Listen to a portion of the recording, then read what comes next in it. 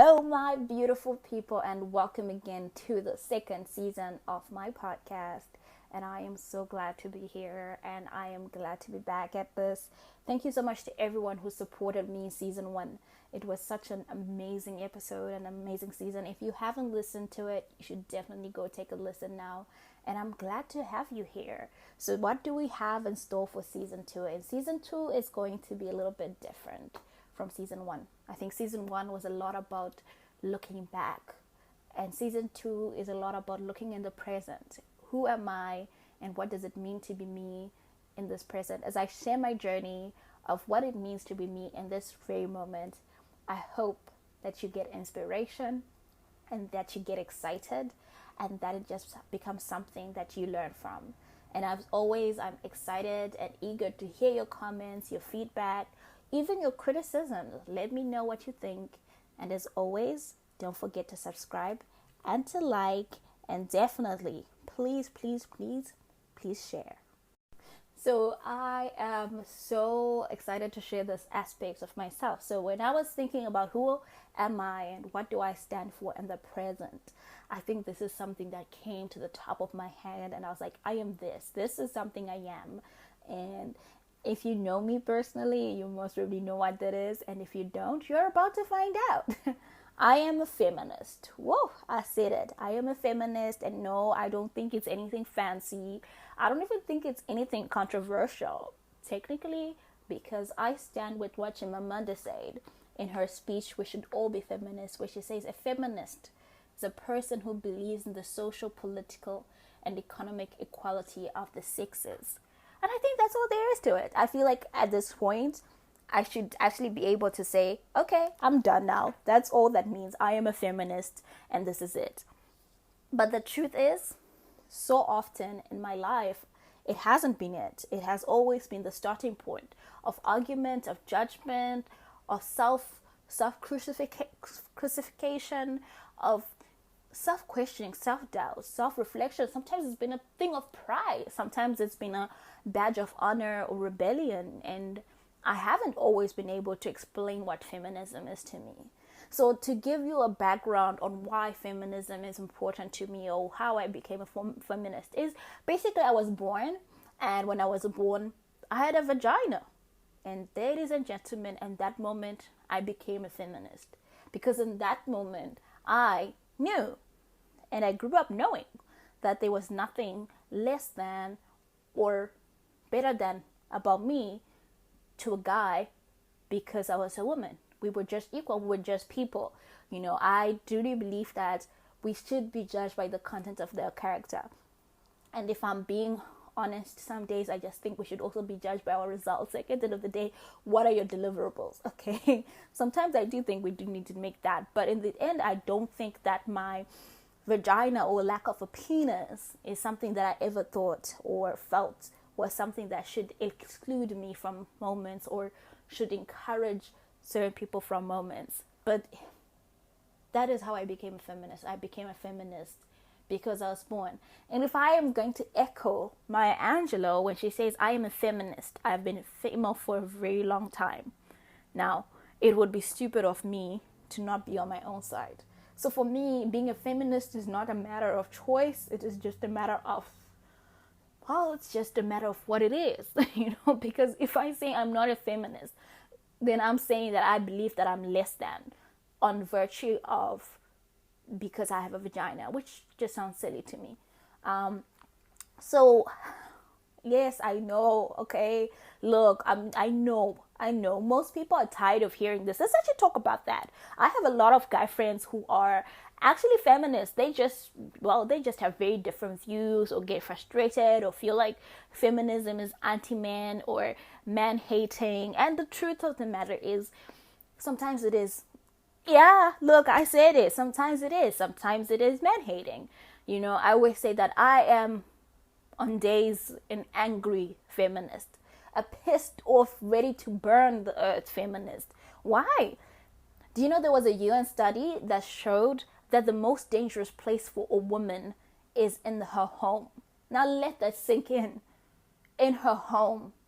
Okay? So 58% of gender-based murders were done by people's intimate partners or family, which means 6 women were killed every hour, or 137 people were killed every day by someone they know, just because they were women, or their being a woman was a factor in that equation. 6 women every hour.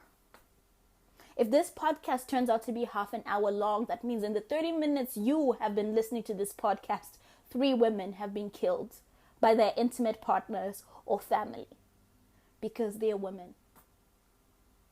I don't know how you can listen to that or know that and not be angry. So sometimes, yes, I am an angry feminist. Very recently, there were protests in South Africa and in Liberia over the rape and murder of women. And my heart aches, but not an ache where it is just pain, but an ache that transforms into anger. So yes, I am an angry feminist. I am an angry feminist who believes that the fact that we were born with vaginas should not be the reason why we have to die. I do not think just because I was born a female, I have to die. Just because I identify as female doesn't mean I have to die. And yeah, I know, it's crazy, right? But 6 women every hour. Let that sink in. And we haven't even factored in the rape. We haven't even talked about the financial abuse, the emotional abuse. We haven't talked about the stalking. We haven't talked about the sexual harassment. We haven't talked about sexual coercion. We haven't talked about all the other different forms of violences that are put upon women. And yet people get surprised when I, as a feminist, say I am a feminist and I am angry, and both are justified. So yes, sometimes I am an angry feminist.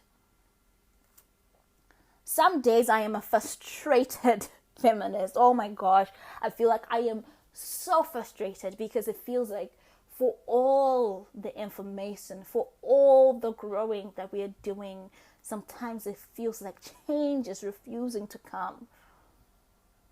I am frustrated by seeing the stories of our grandmothers and our mothers be repeated by my friends and my sisters. I am frustrated seeing the cycles of abuse, of self-neglect, of self-abandonment, of the same oppression of women continue and be enforced by women. Because I wanted to talk about that as well. I am also frustrated sometimes when I see women suppress and oppress other women. I know it's a complicated story, but sometimes I'm frustrated. So sometimes I am a frustrated feminist. Some days I am a scared feminist. I wasn't always a scared feminist, but recently I've become one, because there are days I look at my friends and I look at my loved ones who are female and I see the paths that they're taking, and I get deja vu as I recall and remember where these paths will lead. When I know the ticking time bomb, that is the decisions they're making, and it scares me. It scares me that even with all this empowerment, we might just not be able to put ourselves in situations that allow us to make better choices. It scares me when I see the people I love make bad choices or make choices that I know are not in their best interests. Or just choices we have seen how this ends. And sometimes I'm scared of feminists because I can't run at night without wondering if that man standing behind me would attack me, or if I have to carry my phone in my hand just in case I have to call somebody and pretend I am on the call. I am scared sometimes when I walk because I know that being female means the world sometimes is more dangerous than it needs to be.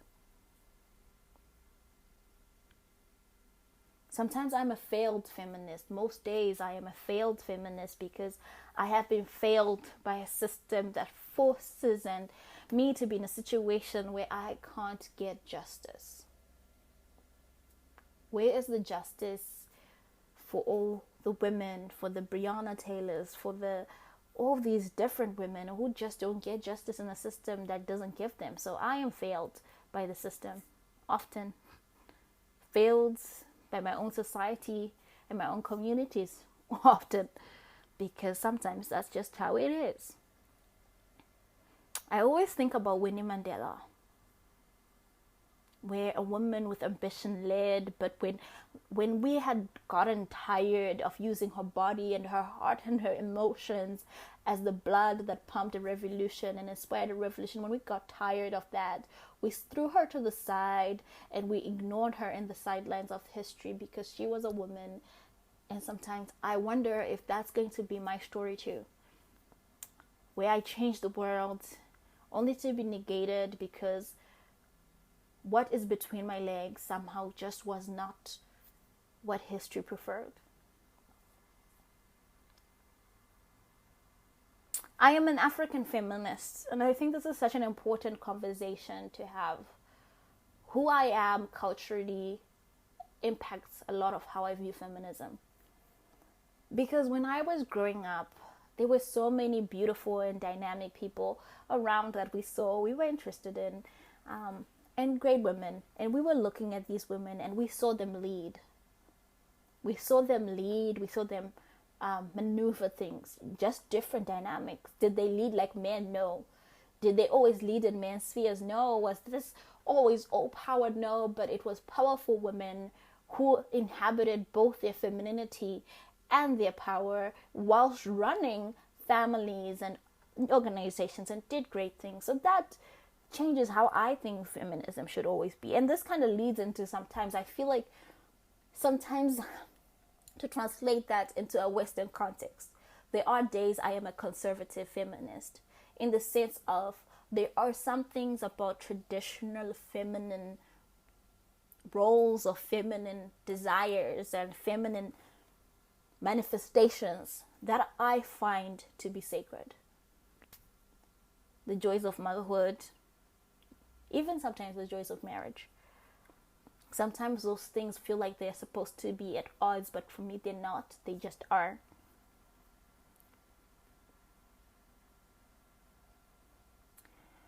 Most days, I think most people will call me a radical feminist because depending on which side of the bed I woke up on and depending on the case, my approach might seem radical to you. And I really don't know. I don't know what to say. I mean, sometimes I think we have to be radical for change to happen. If incremental changes haven't helped us, then maybe some days we need to be radical. Sometimes maybe it's just what's needed.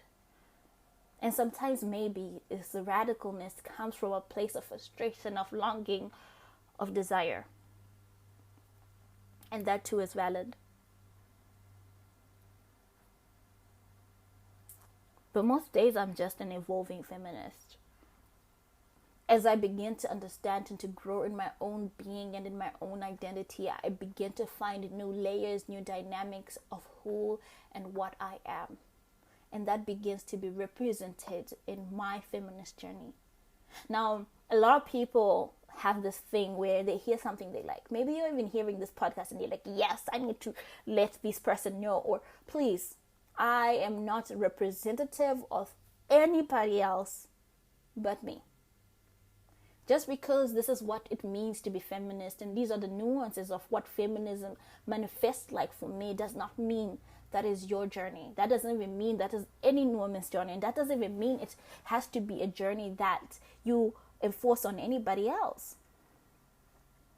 Ultimately, as women, there are various ways to be feminists that are affected by our education, socioeconomic, marital, religious. Sometimes even the side of the bed. Feminism. There's a lot of things that define and affect where we are on our feminism journey, even who we are, and even who we choose to be. And sometimes it's not even a journey, it's where we've decided to camp in what feminism means to us and what we need it to mean. I think it's such an important conversation, particularly when we talk about feminism, to realize that there's a lot of ways of it. For me, personally, and I will echo again the idea that feminism is about just the political, economic, and social equality of the sexes. Period. Okay, and that's that.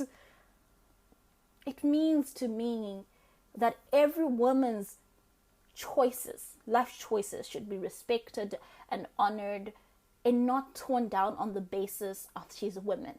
I get it if you're going to tear down things based on merit. We should do that. That's okay. But it shouldn't be because she's a woman. I don't think a woman is less than because she's chosen to be a career woman. I don't think she's more than because she's chosen to be a career woman. I don't think a woman is less than because she's chosen to be a mother and a full-time wife. I don't think she is more than because she's chosen the path.